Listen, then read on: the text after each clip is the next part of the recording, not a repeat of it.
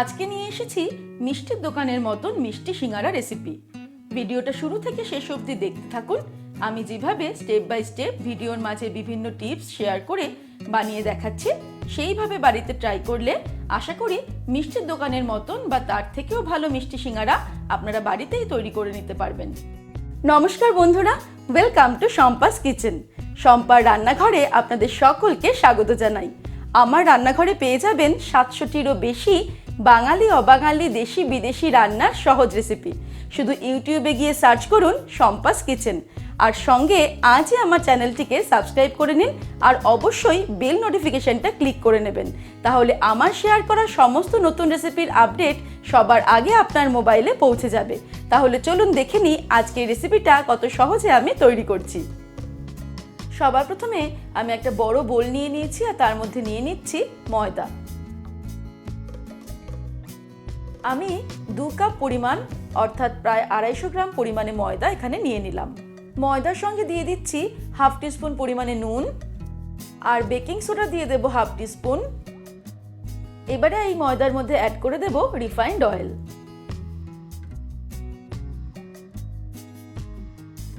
মোট 3 টেবিলস্পুন পরিমাণে refined oil আমি এর মধ্যে দিয়ে দিলাম।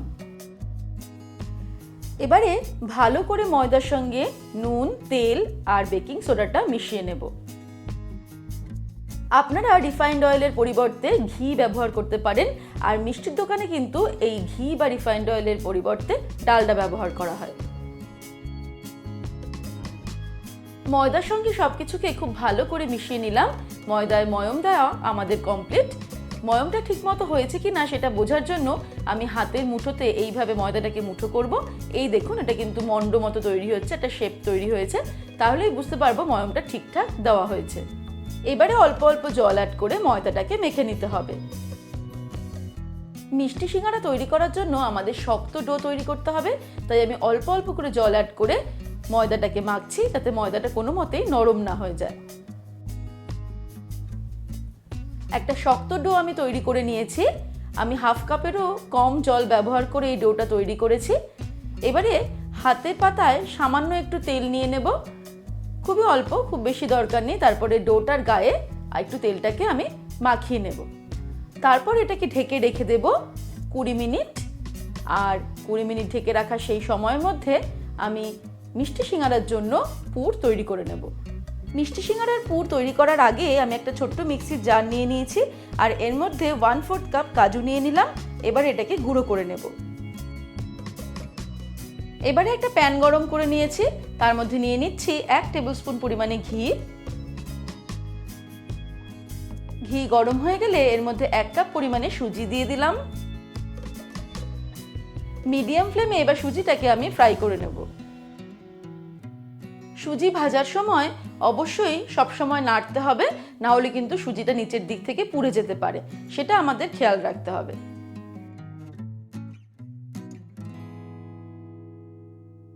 মিডিয়াম ফ্লেমে 3-4 মিনিট আমি সুজিটাকে ফ্রাই করছি, নাড়তে নাড়তে। সুজিটা এখন ফ্রাই করা হয়ে গেছে, সুজি থেকে সুন্দর সুগন্ধ বেরোতে শুরু হয়েছে, সুজি ভাজার সুগন্ধ। এবারে আমি এর মধ্যে দিয়ে দেব মাওয়া। আমি 50 গ্রাম পরিমাণে মাওয়া বা খোয়া ক্ষীর গ্রেট করে নিয়েছি, 1/2 কাপ মতন হয়েছে, এটা এর মধ্যে দিয়ে দিলাম। গুঁড়ো করে রাখা কাজু বাদামটাও এর সঙ্গে দিয়ে দিলাম। এবারে সবকিছুকে ভালো করে মিশিয়ে নেব।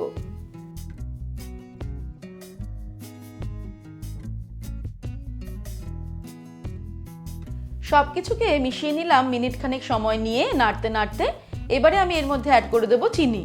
আমি 1/3 কাপ পরিমাণে চিনি এর মধ্যে অ্যাড করলাম। আপনারা চাইলে চিনির পরিমাণটা বাড়িয়ে নিতে পারেন, আবার চিনিটাকে গুঁড়ো করেও এর মধ্যে অ্যাড করতে পারেন। এবারে ফ্লেমটাকে মিডিয়ামে রেখে চিনিটাকেও সবকিছুর সঙ্গে ভালো করে মিশিয়ে নেব।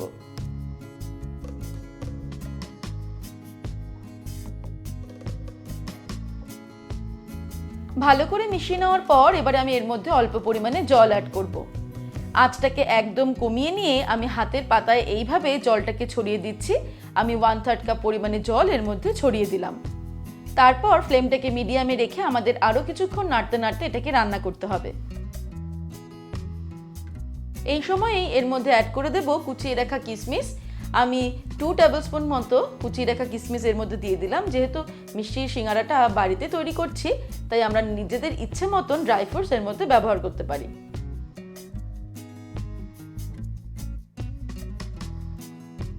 কিশমিশটা দেওয়ার পরে ভালো করে মিশিয়ে নিলাম। এবারে আমি এর মধ্যে অ্যাড করে দেব এলাচ গুঁড়ো। আমি হাফ টিস্পুন পরিমাণে এলাচের গুঁড়ো দিয়ে দিলাম। আপনারা চাইলে গোটা এলাচের দানাটাকেও সামান্য ক্রাশ করে দিয়ে দিতে পারেন। এলাচের গুঁড়োটাকেও মিশিয়ে দিলাম সব কিছুর সঙ্গে। এবারে ফাইনালি আমি এর মধ্যে অ্যাড করে দেব নাটমেগ পাউডার বা জায়ফলের গুঁড়ো। আমি এরকম একটা জায়ফল নিয়ে নিয়েছি গোটা, এটাকে আমি ছোট্ট একটা গ্রেটার দিয়ে এইভাবে গ্রেট করে দেব।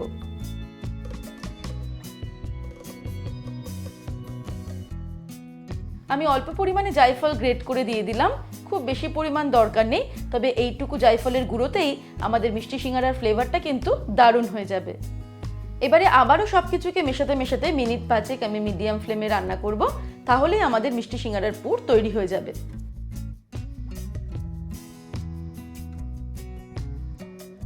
পাঁচ মিনিট মিডিয়াম ফ্লেমে নাড়তে নাড়তে আমি পুরটাকে রান্না করে নিলাম। এবারে পুরটা রেডি হয়ে গেছে, আমি ওভেনটাকে অফ করে দেব। তারপর এই পুরটা অন্য একটা পাত্রে নিয়ে নেব, তারপর সামান্য ঠান্ডা হতে দেব, তারপর ফিরে আসছি। পুর ঠান্ডা হতে হতে মিষ্টি সিঙ্গারার জন্য আমরা শিরা তৈরি করব। তার জন্য একটা প্যানের মধ্যে নিয়ে নিচ্ছি চিনি। আমি 2 কাপ পরিমাণে চিনি নিয়ে নিলাম। 2 কাপ চিনির জন্য নিয়ে নেব 2 কাপ পরিমাণে জল।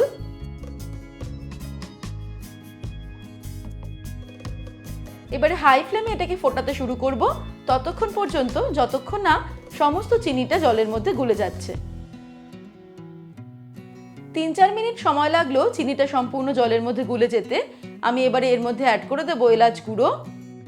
আমি হাফ টিস্পুন পরিমাণে এলাচ গুঁড়ো এর মধ্যে দিয়ে দিলাম। আপনারা চাইলে গোটা এলাচের দানাও এর মধ্যে অ্যাড করতে পারেন। মিষ্টি সিঙ্গারার জন্য আমাদের খুব বেশি ঘন শিরার প্রয়োজন নেই, একটু আঠালো চ্যাটচ্যাটে শিরা হলেই হবে। তাই এটাকে এবারে আমি মিডিয়াম ফ্লেমে আরও 10 মিনিট ফুটিয়ে নেব, তারপর ফিরে আসছি। মিডিয়াম ফ্লেমে আমি 10 মিনিট রেখে ফুটিয়ে নিয়েছি।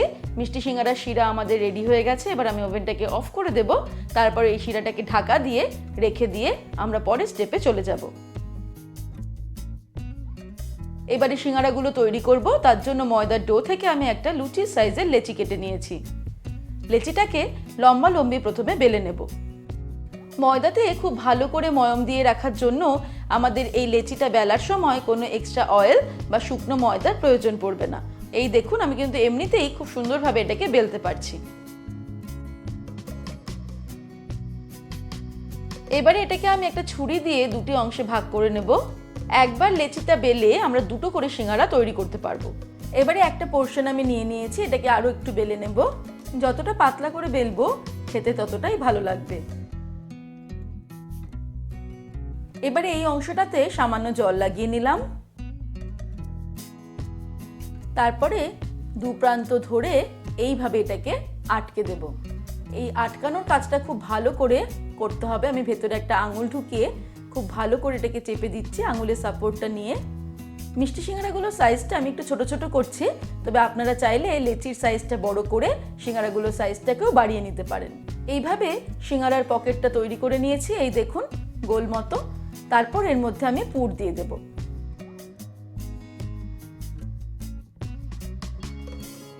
দেড় চামচ মতো পুর আমি এর মধ্যে দিয়ে দিলাম।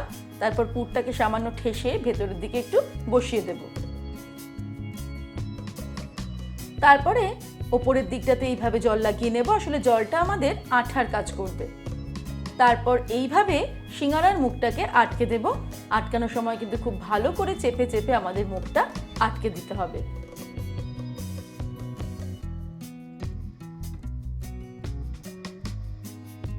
এই দেখুন সিঙ্গারা তৈরি হয়ে গেল। এইভাবে সম্পূর্ণ ডোটা থেকে সবকটা সিঙ্গারা আগে তৈরি করে নেব, তারপর চলে যাব পরের স্টেপে। এবারে সিঙ্গারা ভাজার জন্য আমি একটা প্যানের মধ্যে বেশ কিছুটা পরিমাণে রিফাইন্ড অয়েল নিয়ে নিয়েছি।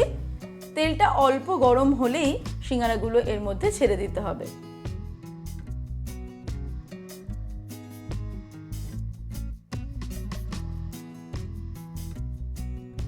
একদম লো ফ্লেমে আমরা সিঙ্গারাগুলোকে ফ্রাই করছি, আর 1-1.5 মিনিট অন্তর অন্তর সিঙ্গারাগুলোকে উল্টে পাল্টে আমাদের ভেজে নিতে হবে। 1.5-2 মিনিট হয়ে গেলে সিঙ্গারাগুলোকে আমি উল্টে দেব। এই দেখুন সিঙ্গারাগুলো কিন্তু অলরেডি তেলের উপরে ভাজতে শুরু করেছে।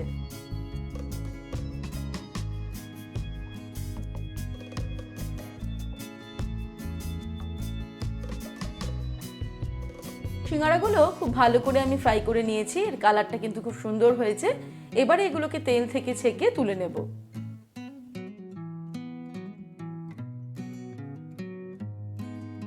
তারপর এই ভাজা সিঙ্গারাগুলোকে আমি উষ্ণ গরম শিরার মধ্যে ডুবিয়ে দেব।